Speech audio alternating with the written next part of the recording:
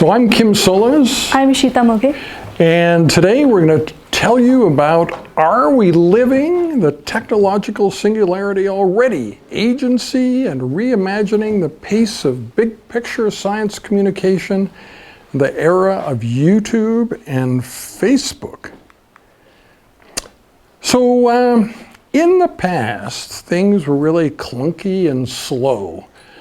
Like, if you look at what I'm known for, the Banff classification, it's now 28 years old, and there are still some important components of it that were controversial in the beginning and still are today, sort of unresolved over 28 years, like borderline changes and the isolated V lesions.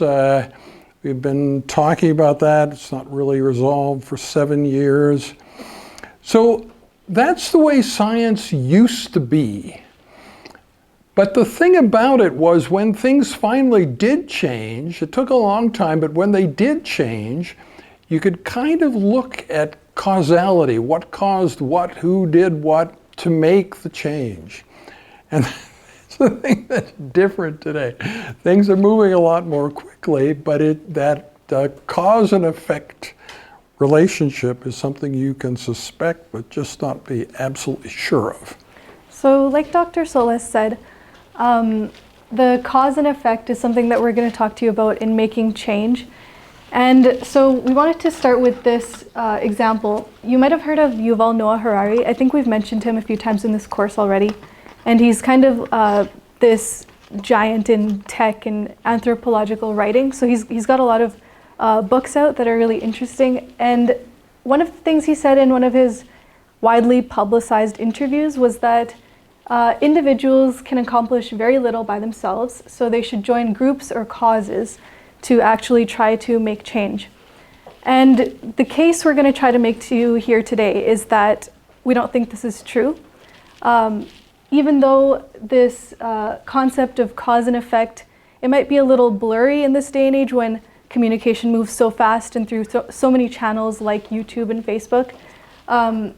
We're going to show you some examples to kind of convince you that individuals can make change. And we'll give you examples based on our Dr. Solez's YouTube video, where if you've checked it out, you can see that we tend to be pretty outspoken about things that we're interested in.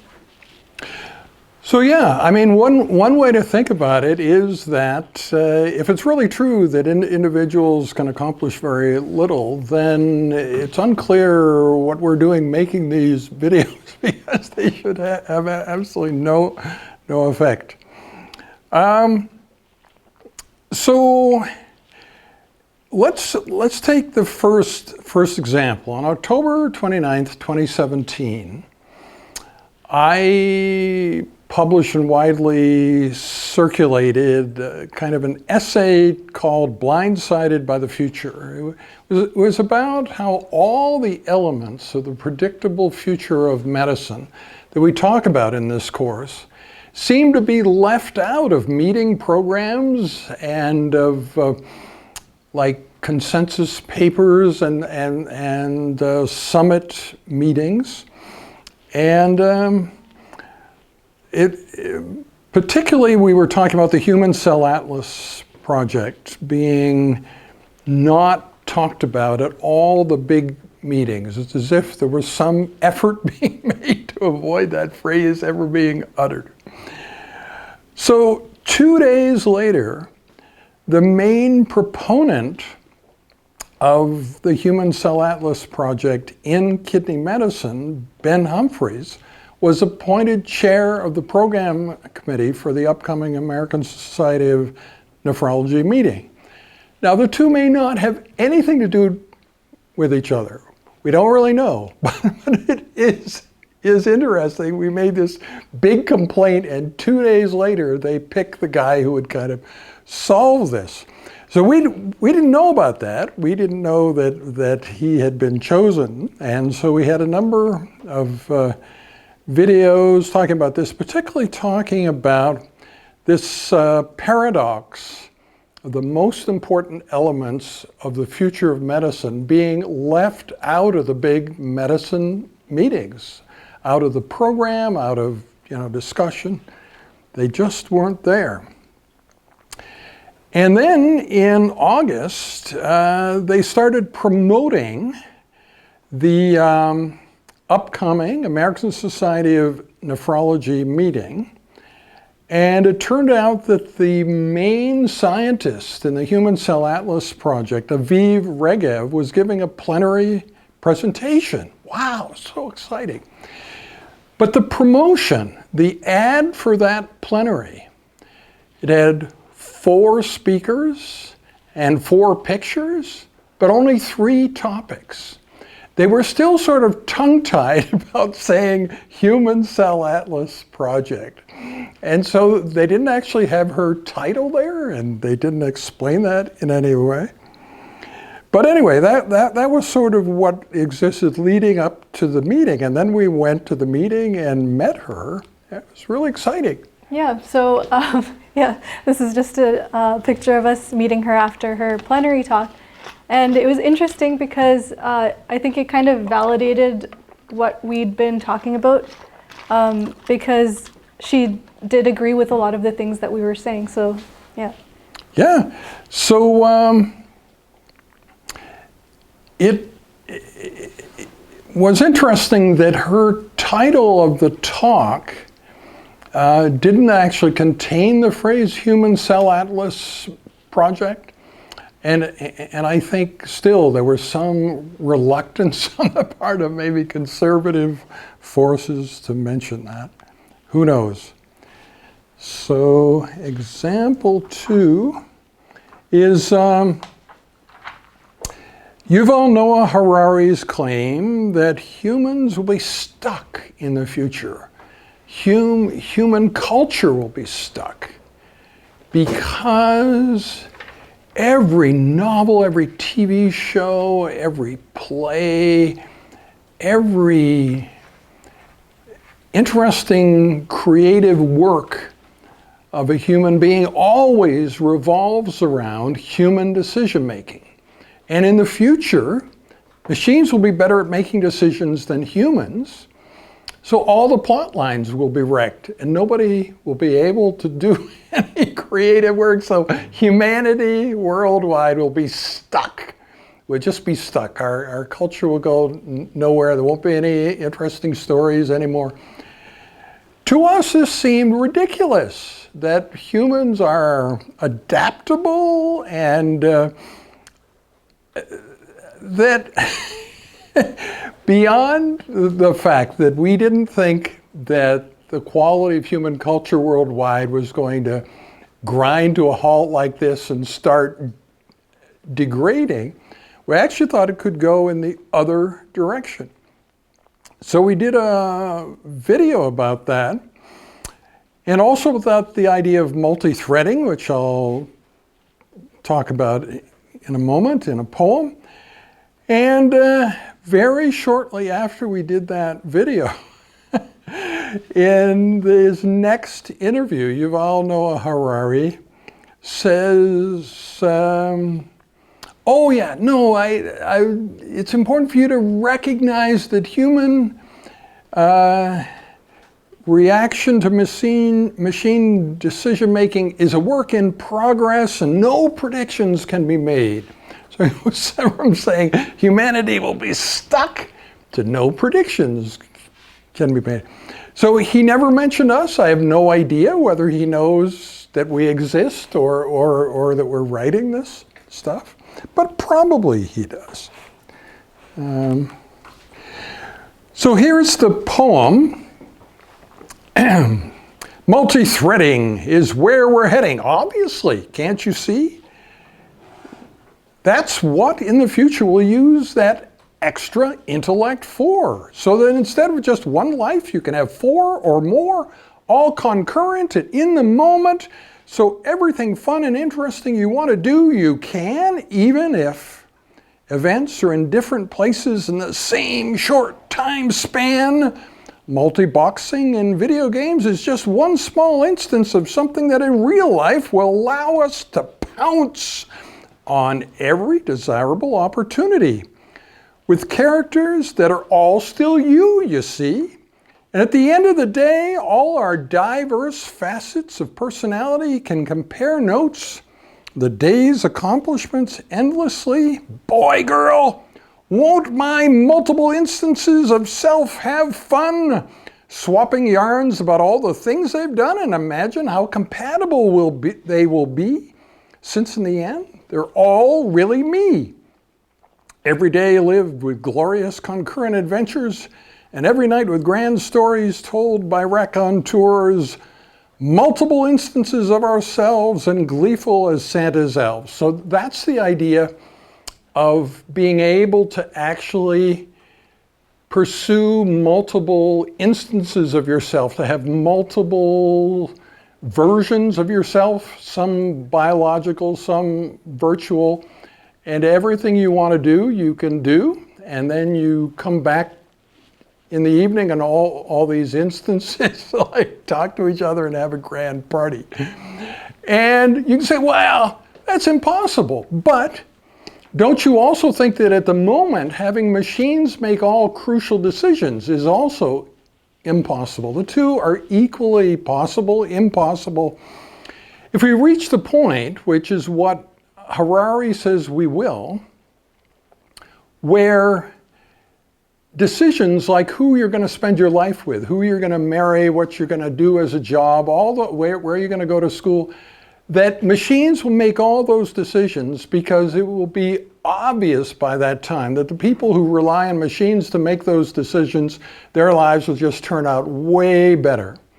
So that's a world very different from today, and it assumes computers of amazing capability, and so computers in the future will be smarter, we'll be smarter too, and what do we need that extra intellect for? Well, right now, if we tried to pursue multiple instances of multiple lives at once, we'd get mixed up, right? We'd get them confused, we'd make terrible errors, but with greater intellect, we would be able to keep 5, 10, 15, however many instances of yourself you might like. So if you postulate that the one is going to occur, the world with 100% computer decision making of what humans are going to do because that works best and every human accepts that. If you think we're going to reach that point, then we can also do this. And that would be a much richer culture, right? Rather than meeting people in the hallway and talking about your frustrations in life, all the things you wanted to do, but it's just not working out, it would be exactly the opposite, right? You talk about all these successes in multiple spheres, all concurrent. So those were our first two examples. So this is the last example we have for you, where there's this article that was published by the medical futurist. You may have heard of him. I'd say he's pretty famous. He has his own website where he posts these articles, and he also has a YouTube where he posts pretty interesting videos. And one of his articles was 5 reasons why machine intelligence will never overtake human intelligence. So these are the 5 reasons listed here: that AI cannot be empathetic, it cannot do nonlinear thinking, they cannot interpret data. There will always be tasks like the Heimlich maneuver that algorithms and robots can never complete, and that human-machine cooperation is the ultimate solution. There is nothing better. So I think that we can start to poke holes in those 5 reasons. I think you guys could too, based on the knowledge that you've gained from this class. Specifically, I wanted to just talk about the last one, that human-machine cooperation is the ultimate solution. We already have situations right now in which machines are much more capable and much more efficient at doing things than humans. So obviously we know that this itself is not going to last very long, and it's not going to be applicable to every domain. So interestingly, these claims directly contradict his own book, which says that AI will not replace physicians, but physicians using AI will replace physicians not using AI. So obviously this tells a very different story as opposed to the 5 reasons why, which basically says that AI will never replace physicians. So we have a lot of videos talking about this in the span of August to October 2018, directly contradicting his statement about the 5 reasons why AI won't replace physicians. And in late October, he published a very short video, but very content-rich. He basically goes through all the points here, and he agrees with us in every single point. He never mentions us, and he never mentions that he ever held previous views. So he's a professional keynote speaker. It's not particularly important for his audiences to know that he used to think something different. That's so last century to even think about that. He's totally looking forward, right? And it's just a matter of satisfying the audience. So they'll pay your speaker fee this time, they'll want you back next time. It doesn't matter if what you're saying now contradicts what you've said before. But in the academic world that we live in, you sort of have to be consistent. So, taken together, these 3 examples suggest that our videos are accomplishing major things, although we can't account for them like a cause and effect. We can't prove it for sure in any of these instances, but you put enough of them together, it becomes very suggestive that we're not just wasting our time. Something is actually being accomplished. So this is sort of this new model for science communication. Very short time frame, as short as 2 days to weeks, but just this bit of uncertainty about in any one instance not having the proof that the good thing that happened at the end was something that you directly created. But I think that's something we can live with. So you guys are probably pretty familiar with Moore's law at this point. Predicts the singularity at 2045. And in 2045, I mean, it's pretty close, right? It's 2019, so it's coming up. And a lot of us will still be working then. So not just medical careers, but just in general, we'll be in the workforce. And something we should consider is what kind of challenges we'll be facing then. So to give you some examples, this is just specifically for physicians, but the things that we might have to deal with in the future are things like man-made diseases, bioterrorism, and human enhancement. And this also means that people will have a greater social responsibility, especially when it comes to things like enhancement, which we've talked about a lot in this class. Yeah, and so this idea of social responsibility in medicine, it began with Rudolf Virchow in 1848 when he was 27. I don't know how many of you are 27 or know people who are 27, but the thing that's cool about Virchow is virtually every quote you read by him was written in that year of his life. It was a very productive time. He had a lot of bright ideas. Even though he lived to be 80 and he had the most spectacular 80th birthday party, it was written up in medical journals and stuff. It was really something. But still, these things that he wrote when he was 27 are what most people remember. This is one of them.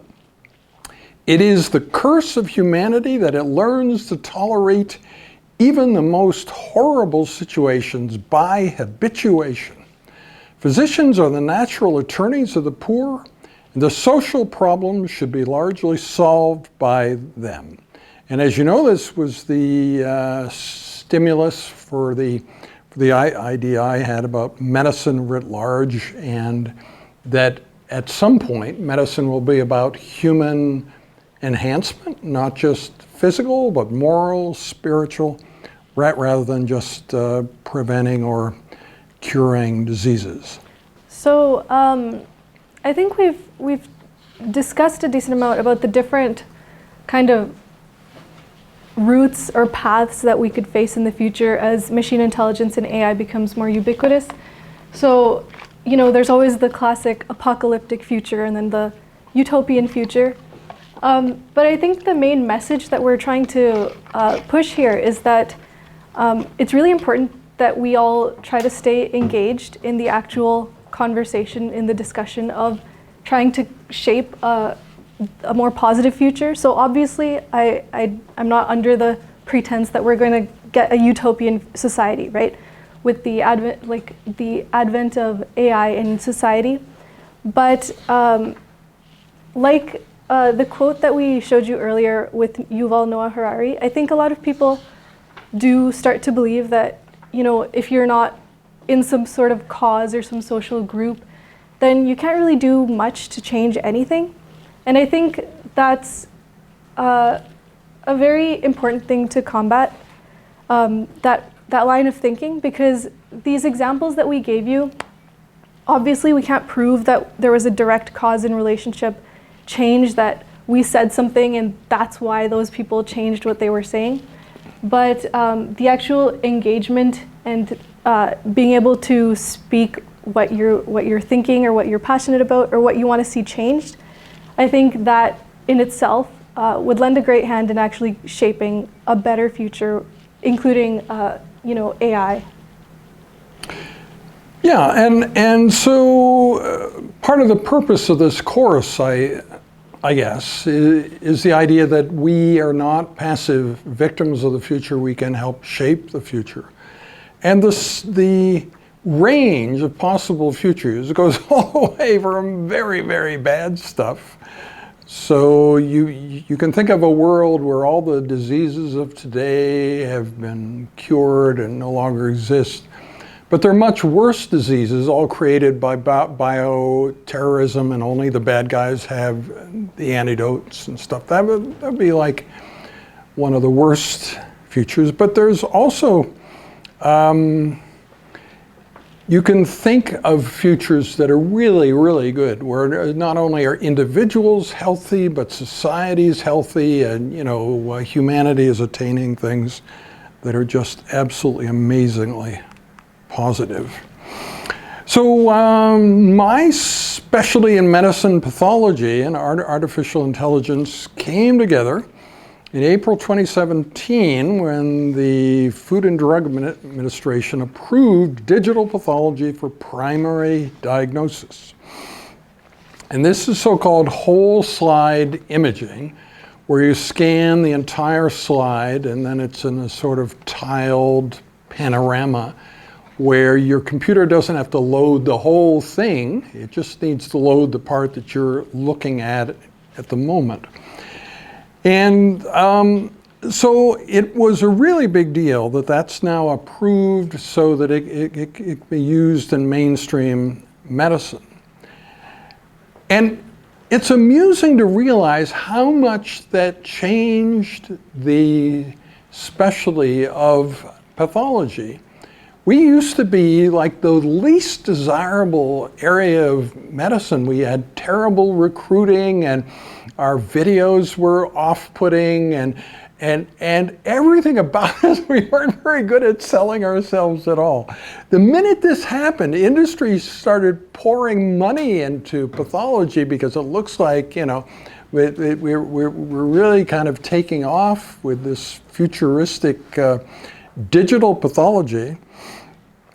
And they started producing new promotional material that made us look like the blood and guts and stuff that you may associate in your mind with, pathology is completely gone. And every picture is like beautiful and engaging. And yeah, it's just amazing. And so that digitization in medicine can help prevent burnout. You can imagine that one reason why physicians feel burned out is that they have to spend so much time inputting data into the computer that they don't have enough time to actually look at the patient. But the other side of it is that it could make medicine really good. So computer-aided diagnosis, single-cell sequencing, a number of things going on that could all make medicine much better than it is today. So in 2018, there was first ever Digital Pathology and AI Congress in New York City, and I went to it, and something very interesting happened. You probably think that you have this vague idea that I have a long history, but also you don't want to get me talking about it because it's probably so dull. But this lady, Yukako Yagi, is now like the expert on digital pathology, and she was giving a keynote address at this first ever meeting about digital pathology and AI. And the cool thing is, I recruited her to her first academic job, her first job out of industry. She used to work for the Nikon camera company. She got kind of tired of that, and so she came to work here at the University of Alberta. Now, I say here in the 1990s. Why am I being so vague? Why don't you think about why am I not being more precise about this? So, a bunch of ladies that I recruited in the 90s have pointed out it's much more desirable for me to say that I recruited them all in 1999, because that means that they're so young, they only have a 20-year history. And that's so much cooler than thinking, you know, that you're a woman with a 30 or 40-year history. Oh my goodness. So anyway, sometime in the 90s, I recruited her, and it turned out really well. And so that's the cool thing about it.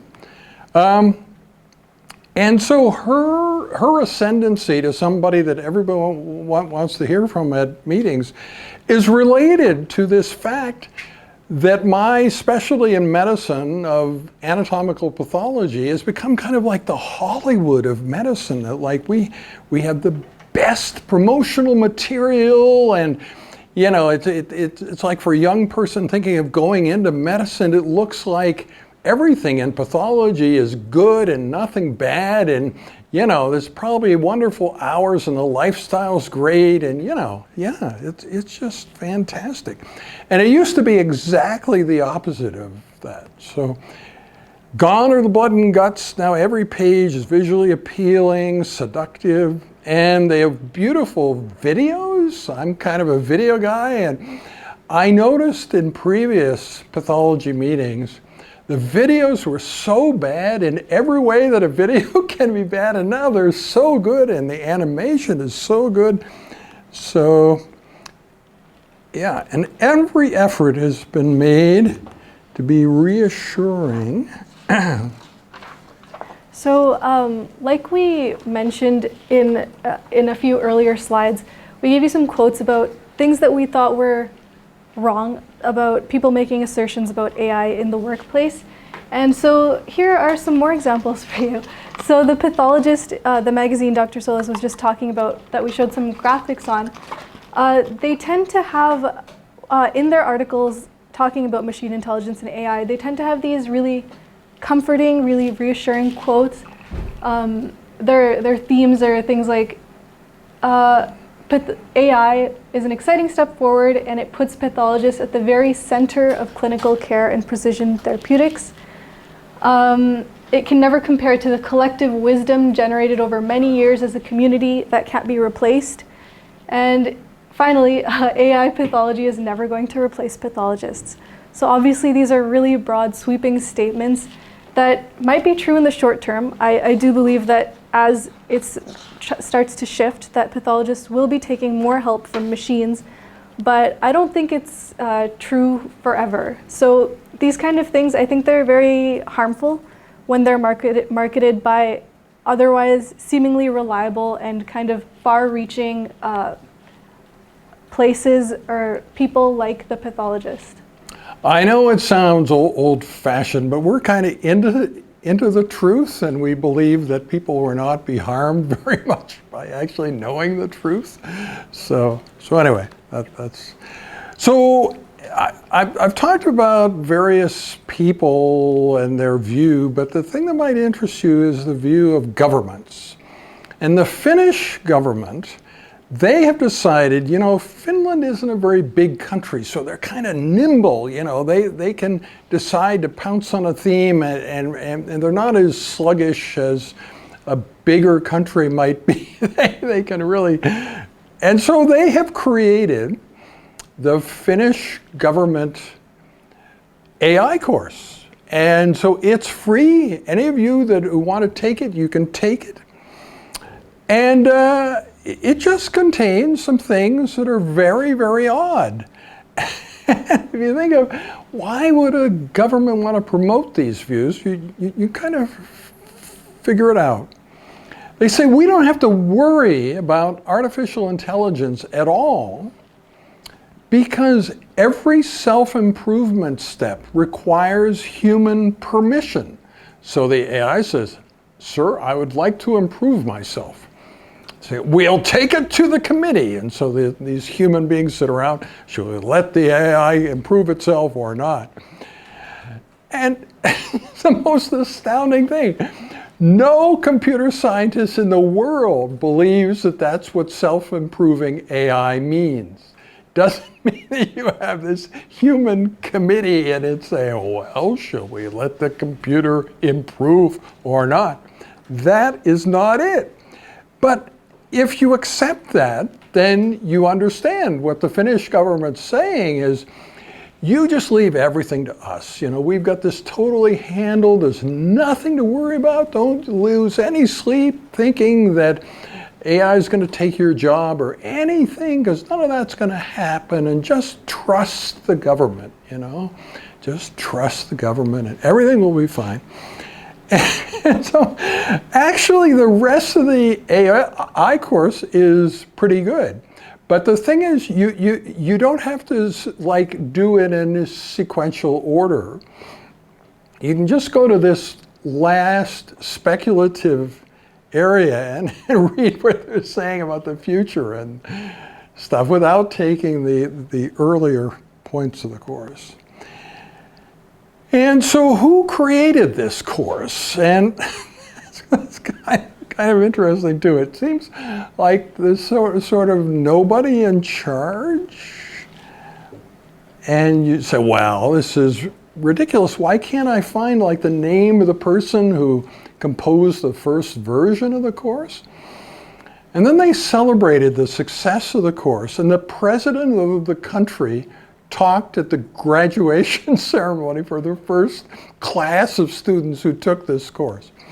So it's like direct government intervention, right? It's like, the president of the country is also the guy running the country's AI course. It's just really, really interesting. Now, one current here, one theme is the idea that we want to create a model for the machines, right? So they don't go in the wrong direction. We're going to tell them what life is all about and how the world works and give them this really good model. You think any humans have that kind of model? Anyway,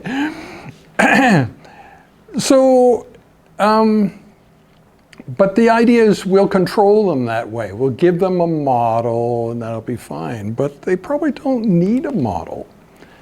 They can make their own. Yeah, so here's an example using Google Translate, which we're probably all familiar with.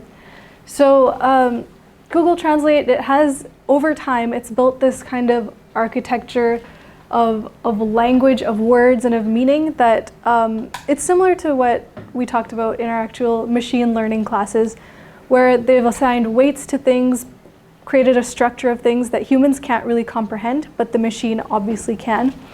So Machines like Google Translate are already making their own models of the world. And it's something that can be influenced by the kind of data that you feed to it, which is where it gets interesting. You can see the interplay between the stuff that humans are putting out versus the stuff that machines are absorbing and then applying later on. So one thing that is becoming very apparent, which is really, really interesting, is the promotion of fictional worlds. Like, I'm very aware of this. The magazine, The Pathologist, presents a world of what pathology is that is, first of all, it's devoid of any risk at all. Like, the future is totally positive. There's no chance that something's going to happen to, dramatically change your work life so you won't like going to work anymore. No, nothing like that's going to happen. And everything icky and off-putting is gone, and just be totally positive and like visually and entrancing images that you'll have. And so what's the problem with that? Well, when machines are smarter than we are, don't you think they'll be particularly sensitive to the fact that human beings are all telling lies about sentient machines? So they'll have decisions to make about our well-being and how to accommodate human beings in the world. They can optimize the world much better than we can, but they have to decide how much effort to devote to making humans happy and so on. And it's going to be really bad if their main impression is that we're all lying bastards who can't be trusted, right? I mean, that's just not going to be in our interest. And this is not just a future thing. You can find strong evidence for these fictional worlds right now, today, and they'll only increase in number and influence. So this probably seems very far to you from the Banff classification of 1991, but in a strange sort of way, that did lead directly to the things we've talked about here. In Banff, we had mule deer poking their heads into the meeting rooms in the first few meetings, and we've come a long way. Now I've got digital pathology and AI and agency. So please help us transition to the future, and please believe that you have the possibility of helping to shape the future. Thank you. Thank you. Yeah. So, any questions? Comments?